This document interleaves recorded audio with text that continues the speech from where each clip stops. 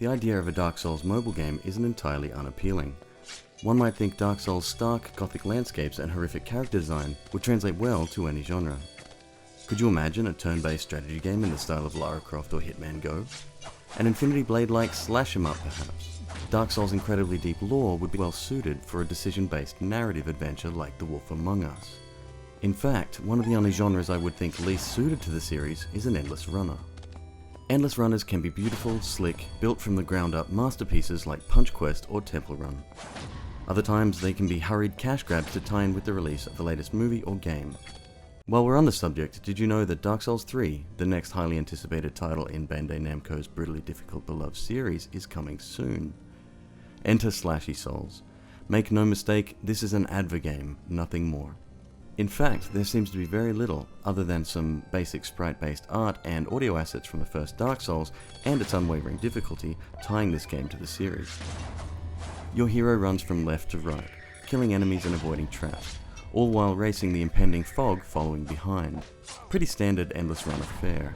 Tapping the screen will attack, keeping a tap held will block with your weapon, swiping left and right will roll your character backwards and forwards respectively, and swiping up will jump. Input can be entered anywhere on the screen, so you can choose to use one hand if you prefer. It would have been really nice to see a tutorial of sorts during my first run, but alas, you'll have to figure out the controls for yourselves. Seriously, they would have needed like 10 seconds of screen time to explain it. My complaint with the controls doesn't end there. Your character is highly unresponsive to input. In a game where split-second reflexes are everything, the control mechanism needs to be precise. Many times I attempted to jump over a pit or trap only to have my hero swing his weapon without purpose. Occasionally you'll pick up a one-use magical spell, but these do nothing to enhance the gameplay experience.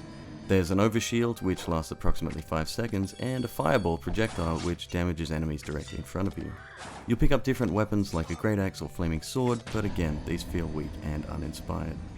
The low-resolution graphics are average at best. It feels like the game was made for a 5-generation-old smartphone and upscaled.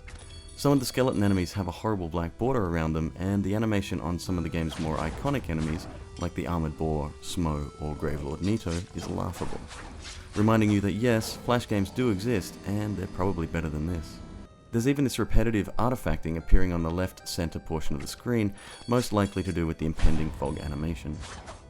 As far as sound goes, there's a few familiar audio cues pulled from the series, but it's mostly forgettable. The 2 or 3 music tracks that play are bland and repetitive. It's all just sloppily put together. Speaking of sloppy, did the programmers realize that when sharing to Twitter, you're limited to 140 characters? Including the link for the image that you're sharing and the body text they're provided, you're 10 characters over, meaning that if you do want to share your progress to one of the world's largest social networks, you'll have to modify the text first. It seems to me that instead of building a uniquely satisfying tie-in, they've rushed the game out as quickly as possible knowing full well what it is. An ad for Dark Souls 3 and GameStop. Slashy Souls is just awful. If you're interested to see just how good an adver game can be, check out my review of Jason Oda's Skrillex Quest.